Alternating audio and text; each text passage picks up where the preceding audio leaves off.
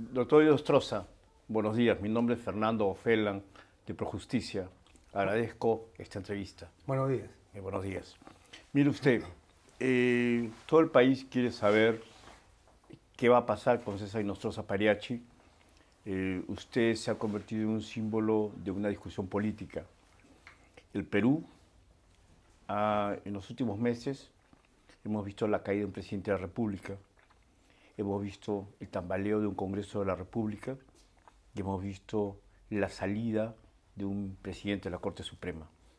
Por lo tanto, los momentos institucionales del Estado de Derecho son momentos delicados. Y en medio de eso aparecen los audios, cuellos blancos, cuellos azules, lo que fuera. Y a usted, la opinión pública, los líderes de opinión, un segmento de la clase política, lo ha convertido en el símbolo de la corrupción. Yo le agradezco la valentía de conceder esta entrevista a Projusticia y quisiera empezar con lo siguiente. ¿Cómo se formó Inostroza Pariachi? Porque, por lo visto, para muchos, usted es un hombre que no debió estar nunca en el Poder Judicial.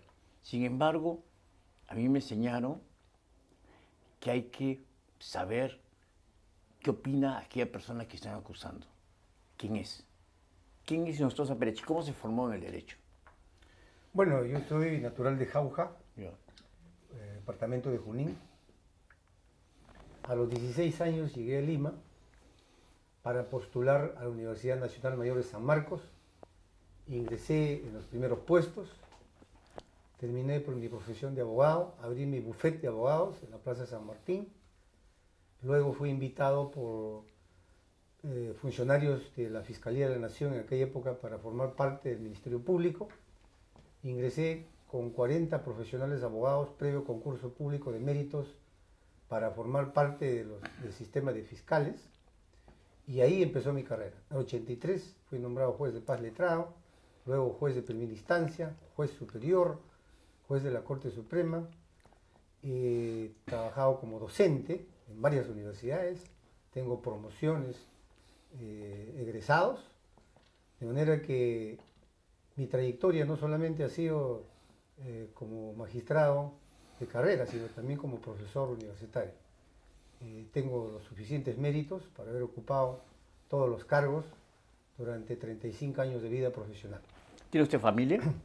Sí, tengo 3 hijas, soy casado, vivo con mi familia, soy feliz con ellos, que ahora están pasando momentos muy difíciles, están prácticamente destrozadas totalmente mi esposa y mis hijas por todo este ataque mediático que vengo sufriendo hasta la fecha. Pero tenemos el valor de enfrentar las cosas, tenemos fe y esperanza en que las autoridades van a actuar objetivamente y sobre todo tenemos a Dios, soy muy creyente, en que no va a permitir que se atropellen mis derechos. Ok, pero, siempre hay un pero, a usted desde antes se le ha acusado varias cosas.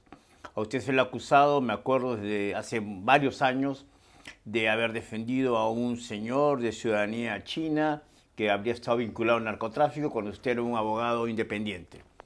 A usted se le ha acusado de plagiar un libro, una tesis de un abogado aquí en Lima. Y así han habido acusaciones que han impedido que usted llegue al Ministerio Público como fiscal supremo. Eso, sumado a lo que pasa ahora,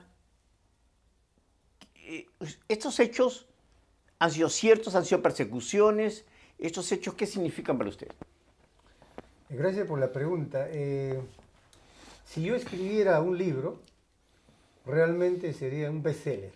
¿Por qué? ¿Por qué? Porque lo que ha ocurrido conmigo no le va a pasar a ninguna persona en todo el mundo. Creo que mi osadía, entre comillas, de postular para ser juez de la Corte Suprema y antes fiscal supremo, ha causado un enorme recelo de mucha gente, sobre todo los que están en el poder, porque posiblemente, y por qué no hay que decirlo, como este modesto provinciano, ¿no es cierto?, que nadie lo conoce, puede llegar a la Corte Suprema. Pero yo le digo al país que yo me he sometido a los concursos públicos de méritos, convocados por las instituciones correspondientes. He cumplido todos los requisitos, he dado mis exámenes, mi currículo, y me han calificado imparcialmente. De manera que los nombramientos que he tenido yo han sido legítimos, transparentes. Pero viendo a su pregunta sobre las denuncias, coincidentemente estas denuncias salían cuando yo ya estaba postulando a un cargo, sintomático. Mientras yo no postulaba a ningún cargo, todo tranquilo, como agua de tanque. Sin embargo, cuando postulaba a cargos superiores, inmediatamente aparecían las denuncias gratuitas. Como usted ha dicho, son denuncias. Aquí en el país, por lo menos un sector de los medios, cuando se habla de denuncias, ya prácticamente se habla de culpabilidad. La denuncia es un pedido de investigación. Y en el caso concreto del ciudadano chino, de haber defendido hace el año 2001, estamos hablando 17 años atrás, cuando era abogado libre, es producto del ejercicio libre de la profesión de abogado. No hay nada ilegal. En el caso del presunto plagio, pues se exigió que el fiscal investigue a ver si nosotros habíamos copiado parte de una tesis, y un fiscal de propiedad intelectual, luego de una investigación minuciosa, determinó que no había plagio. Y esas decisiones de archivo que demuestran que las denuncias eran falsas, nunca se han dado a conocer y no quieren dar a conocer. Y entonces se repite la historia que el juez cuestionado, que tiene denuncias, pero nunca dice que eso se archivaron. De manera que hay un ataque artero, a mi criterio, hacia mi persona, por causas subalternas y no porque se busque el bien del país. Desde mi punto de vista, doctor Inostroza, y disculpe que dé una opinión personal, el Perú es una sociedad clasista. El Perú es una sociedad hipócrita. El Perú es una sociedad donde las reglas de juego en el sistema judicial no son iguales para todos. Hay muchas personas en nuestro país que tienen que estar sus casos en el Poder Judicial, y si no tienen recursos económicos para una buena defensa, tienen una defensa pública, terminan condenados a veces rotundamente. Hay personas en el Perú que llegan de cualquier parte del país a ver su tema en la Corte Suprema y terminan contratando en la puerta, esos abogados ambulantes que hay, que te cobran 100 soles, 500 soles, por un caso que ni conocen. Hay mucha desigualdad en el acceso a la justicia en nuestro país. Pero en medio de eso ocurren estos fenómenos de corrupción. Perú tiene en su cultura este facilismo de la corrupción. Y todos lo conocemos, desde la policía hasta la fiscalía. Desde los rangos más bajos de la justicia de paz hasta los rangos más altos de la Corte Suprema. Yo sí creo que hay corrupción en la Corte Suprema de mi país. Por eso le pregunto, doctor Inostroza, ¿usted cree que en la Corte Suprema del Perú, a la que usted ha pertenecido poco tiempo, ¿no?, y de la cual ahora pretenden expectorarlo como un mal hijo, ¿usted cree que hay corrupción en la Corte Suprema peruana? De creer, se puede creer. Ya. El problema es comprobar, verificar. Ya. En mi caso, se me ha acusado de corrupto por los audios. Ya. Pero cualquier ciudadano de a pie que escucha los audios podrá observar que no hay ninguna conversación sobre un proceso a mi cargo. Explique bien eso, por favor. Es decir, en un lenguaje sencillo, el juez corrupto es aquel que vende sus sentencias. El juez corrupto es el que se pone de acuerdo con una de las partes para violar la ley. En el caso del que habla, nunca he pedido ni solicitado ventaja, ni dinero, ni dádivas a nadie. Nunca he vulnerado la ley. De manera que tildarme de corrupto es un término injusto. Yo los invito a los que realmente saben de la realidad y los que quieren investigar que me saquen un caso donde yo he vendido una sentencia. Se me ha pretendido vincular a una conversación que hacía en mi despacho respecto a un proceso de violación. Y se ha tergiversado totalmente cuando yo pregunto por el tipo de recurso del procesado apelante o impugnante. He dicho qué es lo que pretenden, qué es lo que quieren y voy a pedir el expediente. Sí, perdón la interrupción. El tema de violación fue el detonante. Nos indignó a todos. a mí me indignó. Parecía que usted estuviera arreglando con alguien bajarle la pena a un violador. Yo le pregunto a boca de jarro, en los casos que usted ha visto en la Corte Suprema, ¿ha condenado a personas por violación? Y este caso al que usted estaba refiriendo, ¿estaba hablando con alguien en particular? Cuéntenos eso, por favor. Ya, mire, en ese tema, para mí, y lo digo sin ambajes, ha sido con mala intención. Los que han tenido los audios han escogido una que podría impactar a la ciudadanía, que podría sensibilizar. Podría no, impactó. ¿No? Y como dice, impactó. Pero obviamente, cuando uno escucha y ve las letras, se hace pregunta. Hacer preguntas a una persona, sea tu secretario de confianza, sea el abogado, qué es lo que quiere, qué es lo que pretende el recurso, eso no es falta ni es delito. Se está diciendo qué es lo que piden a la Corte Suprema. Y cuando se dice, vamos a pedir el expediente, estamos diciendo, vamos a estudiarlo. Normalmente, ¿qué cosa piden los escritos de la Corte Suprema? Explíquenos a los que no saben. Claro. Normalmente, el sentenciado condenado por un delito pretende que lo absuelvan, o sea, lo declaren inocente, o se rebaje la pena. No puede pedir porque se confirme. Es absurdo. Tiene que ser la reducción o la rebaja. Eso es lo que pide. Pero de lo que pide se le puede o no acceder. Depende de las pruebas, depende del estudio del expediente. Y en ese caso, solamente se dijo, se va a pedir el expediente. ¿Dónde está la venta, el negocio de sentencias, como se ha dicho, maliciosamente? ¿Usted ha visto otros casos de Ahora, violación? la segunda pregunta. Nosotros hemos sido muy drásticos con este delito en agravio de menores de edad. Hemos sido tan drásticos que durante el año 2017, de acuerdo a las estadísticas, y ahí están en la Corte Suprema, hemos impuesto 21 cadenas perpetuas a gente que ha violado menores. ¿Usted con su firma? Los miembros de la sala. Ah, ok. Los 5 miembros de la sala. Bueno, sí, 21 entre 5 más o menos a 4 o 5 expedientes de condena. Sin perjuicio de otras penas tan graves. Okay. Se me acusa también, y esto quizás no va a su pregunta, de que alguna vez han encontrado una que otra sentencia absolutoria en procesos de violación.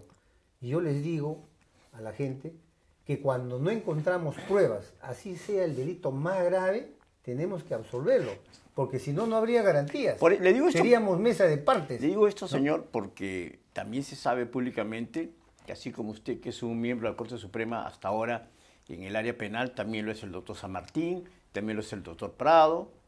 Ellos también deben tener, supongo, sentencias absolutorias, sentencias condenatorias, ¿o no? Dentro de la estadística, a raíz de este ataque mediático y artero hacia mi persona de que yo habría negociado una sentencia de violación, lo cual es falso, yo me he tomado la molestia de revisar las sentencias de todas las salas. Y efectivamente he encontrado varias sentencias absolutorias de varios magistrados del área penal y que no les pasa nada.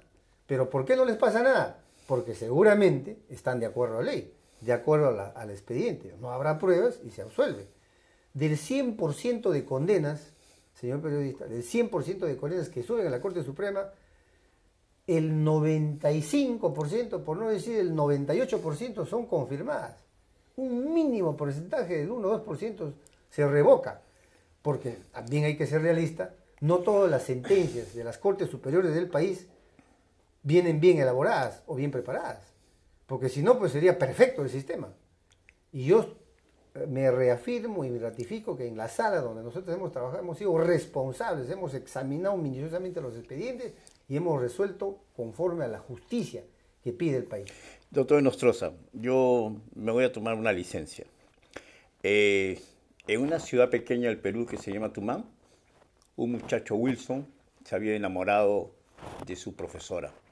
En resumen, el director del colegio había sido de alguna manera presionado con una nota que mostraba una extorsión. Si el joven hubiera hablado con sus padres, hubiera hablado y hubiera declarado ante las autoridades judiciales que tenía una relación amorosa, la cosa hubiera tenido otro giro, pero se quedó callado, porque la mujer se lo pidió.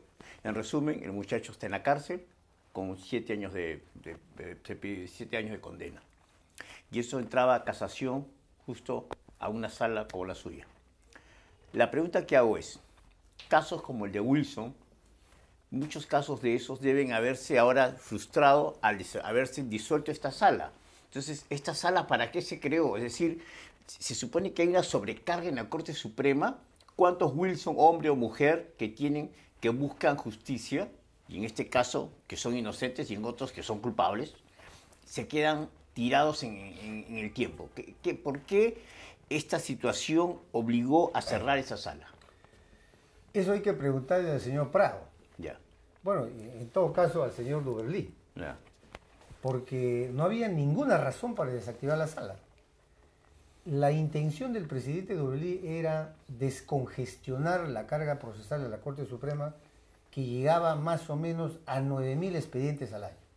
Con 2 salas, cada sala tendría 4.500 causas al año. Es imposible resolver en un año. Cuando yo he llegado a la Corte Suprema, los recursos de nulidad, los casos demoraban 2 a 3 años para resolver. Y mucha gente había inocente, quizá como el caso que usted está mencionando. Sí. ¿Quién le quita los años de prisión a un ciudadano inocente que está preso? Así es. Entonces, una buena medida era lo del señor Duberlí, y me asignó la responsabilidad de dirigir esa sala. De manera que nosotros hemos resuelto sostenidamente y hemos contribuido a la celeridad. Ya estábamos resolviendo, por ejemplo, este año, causas del año pasado. O sea, el retraso ya se estaba disminuyendo. ¿Y qué ha pasado ahora?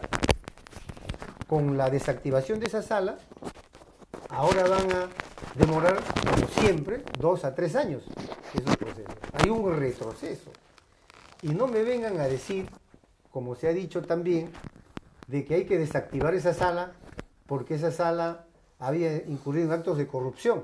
Repito, no hay ni un proceso donde se haya denunciado corrupción, pero lo más importante y lo más preocupante, si dicen que esa segunda sala transitoria había hecho actos de corrupción, se entiende por los 5 magistrados, no solamente yo. Yo no soy una sala, pues sí, nostrosa. ¿Y qué pasa? Los otros 4 magistrados que han hecho, lo han reubicado en las otras salas.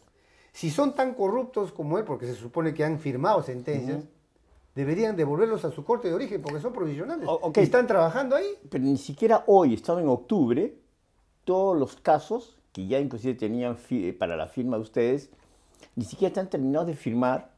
No alcanzan, sé que inclusive hubo un incidente de expedientes que llevaron para la firma a su casa, que la gente, discúlpeme, la gente ya en un alto nivel de ignorancia pensaba que usted se estaba robando expedientes casi a la luz pública, ¿no? Ya después creo que se aclaró que esos expedientes, al ser disuelta la sala, muchos estaban para firma de ustedes.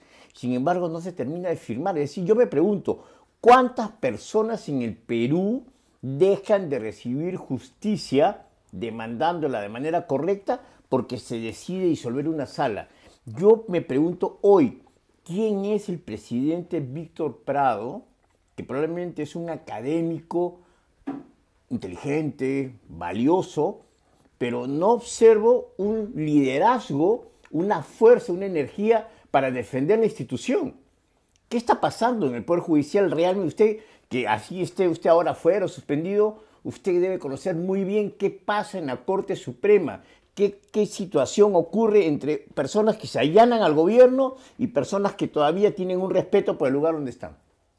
Bueno, a mí me preocupa mucho que si vivimos en democracia, donde los pilares básicos son los 3 poderes del Estado, poder ejecutivo, legislativo y judicial, cada poder tiene que ser sólido y fuerte para sostener una democracia. No puede sucumbir un poder del Estado hacia otra, porque de lo contrario hay dictadura. Ahora, sobre la gestión del presidente actual, yo no conozco, a él no lo conozco personalmente. ¿Cómo que no estaban en la sala ustedes? Pero no hemos trabajado juntos. Ah, ok. ¿No es cierto? No sé su ritmo de trabajo, pero lo que, no eran amigos. Pero lo que sí se comenta Ya. es que hay mucha desidia, mucha lentitud. Yo quisiera que investiguen los periodistas cómo están atrasados la mayor parte de magistrados en la Corte Suprema. ¿En qué sentido? Se señala la vista de la causa hoy y sabe Dios cuándo saldrá la sentencia. Me han contado que hasta 8 meses se demora. Yo diría hasta más. Ya. ¿Quién controla eso? Nadie. El que habla modestamente llegó a esa sala para combatir esa corruptela o esa, digamos, ese viejo paradigma de, por ejemplo, está para la firma, está para el revisor, para el corrector. O sea, trámites burocráticos. Con eso no llegamos a ninguna parte. parece que ha habido también celos con mi sistema de trabajo. Siempre me he caracterizado modestamente a ser ágil, transparente y rápido, porque lo que el pueblo quiere es justicia rápida. Sea más sincero, me está diciendo que hay pares, hay colegas suyos que no les gustaba su cambio de método. Se deduce por los celos. Por ejemplo, reclamaban por qué ese señor es presidente de una sala si es menos antiguo. Ojo, la antigüedad no es clase. Algunos dicen que sí, no necesariamente, sobre todo en materia de conocimientos. Ya. De manera que nosotros le hemos impulsado una gestión no solamente transparente, rápida, tipo, digamos, de una empresa que tiene que producir con calidad y a bajo costo. Eso es lo que se llama la economía del derecho. Voy a hacer usted sabe que como Projusticia y como Fernando, muchos no me quieren en el Poder Judicial porque trato de decir lo que pienso. Y ya que usted ha tocado el tema, se dice que también habría un complot desde adentro de la Corte Suprema, de algunos miembros, al saber que usted como dice usted, se hubiera atrevido a pretender convertirse este año en presidente de la Corte Suprema. Que el atrevimiento le costó este complot. ¿Usted qué opina? Bueno, si eso fuera es muy grave, ¿no? Muy grave porque eso deslegitimaría, ¿no?, la condición o la calidad de jueces supremos de la República. No se puede en un poder del Estado hacer complots. Y si se ha hecho, es muy grave, habrá que probarlo. Pero en todo caso, la aspiración de un magistrado de la Corte Suprema, que llega por sus propios méritos, porque yo lo digo y lo afirmo, yo he llegado por la puerta grande, ¿no? Muchos colegas han entrado en reserva, ¿no? Yo, y primer puesto, a mucho orgullo, me he dedicado a trabajar primero para servir al país, resolviendo rápido y preparándome para, ¿por qué no?, en algún momento, algún año, ocupar el cargo más alto.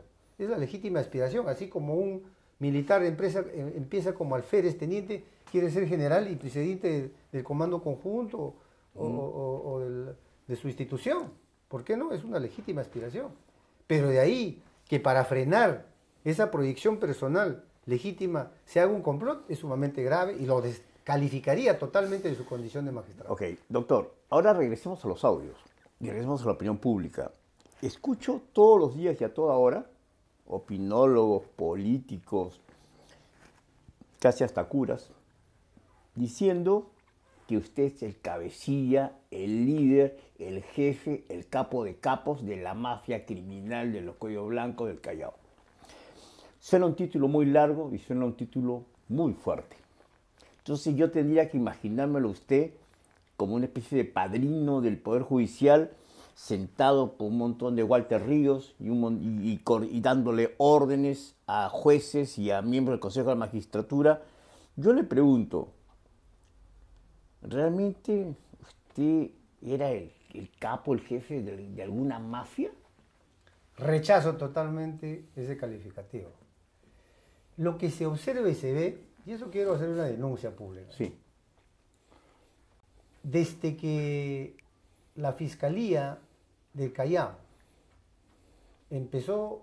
solicitó la interceptación telefónica de mi número celular con el aval de un juez de primera instancia, sin motivación, sin fundamentación, desconociendo mis nombres y apellidos bajo el seudónimo de NN, cuando se aprecia de la primera conversación, doctor Inostroza, yo me identifico ahí y dice que ha sido NN, desde ahí empieza todo, ahí sí podría ser un complot contra mí. Llega a manos del señor fiscal de la Nación, Pablo Sánchez, al día siguiente se difunde en los medios los primeros audios, inmediatamente Pablo Sánchez abre investigación preliminar contra el que hable y los consejeros, ¿no es cierto?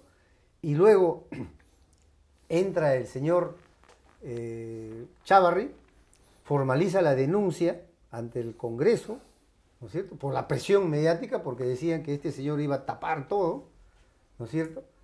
Y luego el señor fiscal Sánchez, cuando reasume el caso, por excusa del señor Chávarri, ¿no? Recibe un informe de una fiscal del Callao que dice que un presunto aspirante a colaborador habría dicho de que Inostrós es el cabecilla de la organización. Toman eso al pie de la letra como si fuera verdad y hacen una nueva denuncia, por cierto, por delito de organización criminal, calificándome de cabecilla. El cabecilla, señores, no se necesita ser abogado. Usted vea el diccionario. El líder, el cabecilla, es el que da las órdenes, es el que distribuye tareas, el que asigna roles, a quien le dan cuenta todos los actores. Las grandes organizaciones criminales tienen fines de lucro, donde el jefe máximo está al tanto de todo. ¿Usted ha visto los audios? Cada uno hace lo que quiere, cada uno habla con uno, con otro. ¿Y dónde está pues el liderazgo o las órdenes que uno presuntamente daba, ya sea al señor Ríos o a los señores Si me consejeros? permite, señor, mafia, la que tenía Montesinos con Rodríguez Medrano, porque cuando Montesinos entra a tomar el control del Estado, este señor pregunta cuál de las mafias judiciales es la más eficiente, y le dicen que es la del señor Rodríguez Medrano, un magistrado en ese entonces del Poder Judicial, y él toma ese control y la controla absolutamente. Y a mí me consta una serie de hechos que ocurrieron en esos tiempos. Pero una mafia implica organización y control. Si yo le pregunto a usted, ¿usted controlaba, usted coordinaba con el Consejo de la Magistratura los nombramientos, la entrega de exámenes, los puntajes falsos elevados? ¿Usted coordinaba con Guido Águila las preguntas? ¿Usted armaba las entrevistas? ¿Qué hacía usted? Absolutamente nada. Okay. Desconocía de esas acciones que usted está mencionando y que se ha difundido en los audios. La única llamada o llamadas que me vincula a los señores consejeros es respecto a una presunta recomendación para un magistrado, para una ratificación, que es distinto al nombramiento. Luego de ello no tengo ninguna otra conversación, ni para nombramiento de jueces, ni de fiscales, ni nada. Pero hoy que después que se escucharon los audios, ¿usted qué opina del CNM? Que ya ni existe, ¿no? ¿Qué opina de ese CNM? Cada uno es dueño de sus propias acciones. Okay. Si yo hubiera cometido delito, tenga por seguro que yo hubiera aceptado en ese momento, me hubiera sometido a las autoridades y hubiera aceptado mi condena. Pero yo no he cometido delito alguno. Yo no puedo responder por las acciones de otros. El jefe o cabecilla que dicen que uno es, vuelvo a repetir, es el que da órdenes, el que controla las acciones. Los subalternos o mandos medios no pueden dispararse, entre comillas, por su cuenta. Y aquí nadie me indica, ninguno de los implicados en este grupo de personas ahora investigadas, nadie se indica de que yo haya sido presunto cabecilla ni dirigente. Quien me atribuye eso son dos o un colaborador, aspirante a colaborador, que está siendo investigado. Se dice que usted tenía una triangulación. Se dice que usted estaba muy cercano a un abogado muy conocido, penalista, el doctor José Luis Castillo Alba, y que usted tenía una cercanía con el doctor Tomás Gálvez. También se afirma que el doctor Rodríguez Montesa, miembro de la Corte del Ministerio Público, fiscal supremo, sería el que hubiera avisado que estaban siendo interceptados, a varios de sus amigos estaban siendo interceptados, como se dice vulgarmente, chuponeados. ¿Usted cree que existe en el Ministerio Público corrupción? Bueno, yo no trabajo en esa institución, pero yo rechazo esa triangulación que usted menciona en el sentido de que el señor Castillo o el señor Gálvez hayan coordinado algo conmigo para hacer algo ilícito. Porque si fuera así, los fiscales que están detrás y hasta subjetivamente trabajando, ya los hubieran incorporado. Pero ellos dos son testigos, ellos dos son testigos protegidos. No lo sabía, pero en todo caso, el testigo es aquel que sabe de algunos hechos presuntamente delictivos. Okay. Y son los que aportan alguna información. No sé el contenido, no sé qué es lo que habrán dicho, pero yo estoy seguro de que ellos no pueden decir nada contra mí, porque yo no estoy involucrado en acciones ilícitas. Menos con ellos hemos tratado de hacer cosas fuera de la ley. Tan es así que, vuelvo a repetir, en los audios no se habla de ningún caso. Y eso quiero que lo sepa el país. Me hablan de corrupción, que se vendía sentencias, que se cometían irregularidades en los procesos. Sáqueme un caso de la sala donde haya signo de corrupción. Finalmente, me parece extraño que en la sesión de la Comisión Permanente nadie mencionara al señor Oviedo ni al Mundial de Fútbol. ¿Qué pasó allí? ¿Por qué ese tema no se ha tocado, según usted? Bueno, habría que preguntarle a la comisión, pero lo que sí yo quiero en este momento, aprovechando su pregunta, es que la comisión permanente del Congreso no me ha blindado, entre comillas, como lo dicen los medios de comunicación al unísono, incluso el mismo presidente de la República. Al contrario, yo he sido perjudicado y he sido discriminado. Me explico. A mí la comisión permanente me ha impuesto, o está pidiendo mi destitución, sanción más drástica. 10 años de inhabilitación, la máxima sanción para no trabajar. Me ha pedido que me ha acusado por 3 delitos: patrocinio ilegal, tráfico de influencias, negociación incompatible, todos los delitos. Mientras que a los demás los han excluido, los han dejado con delitos de bagatela, patrocinio ilegal. O sea, ¿de qué trato preferencial o blindaje se habla? Lo único que no han acusado es por organización criminal, que obviamente no hay indicios. Y el Congreso tiene que ponerse, digamos, a la altura de las circunstancias, porque no se puede ser una mesa de partes. El fiscal no puede decir: señores del Congreso, quiero investigarlo a Fernando por el delito de homicidio. El Congreso tiene que decir: ajá, ¿hay muertos? No, voy a ver si hay muertos. Eso no es así. Y eso es lo que están pretendiendo hacer, bajo el argumento que investiguen. Quieren traerle a usted para imputarle organización criminal y meterlo a la cárcel. En el Perú, primero se mete a la cárcel a la gente para investigar. Sí. Que eso es sumamente grave. Lo que se debiera hacer es: investígalo bien, actúa todas las pruebas, y cuando ya tienes todo, somételo a juicio y condénalo. De manera que no se puede aceptar. El Congreso no puede ser una mesa de partes de la Fiscalía y no puede prestarse al juego político de los rivales entre ellos. Por ejemplo, a mí me vinculan como si yo fuera allegado o lo que sea de Fuerza Popular. En el supuesto caso de que lo fuera, yo no trabajaría, me dedicaría a la política. Y si hay alguna simpatía o ideología, entre comillas, de un partido político, las ideas no se persiguen. Y si a mí me van a condenar o sancionar por este hecho, prácticamente soy un perseguido político. Gracias, señor, por la entrevista.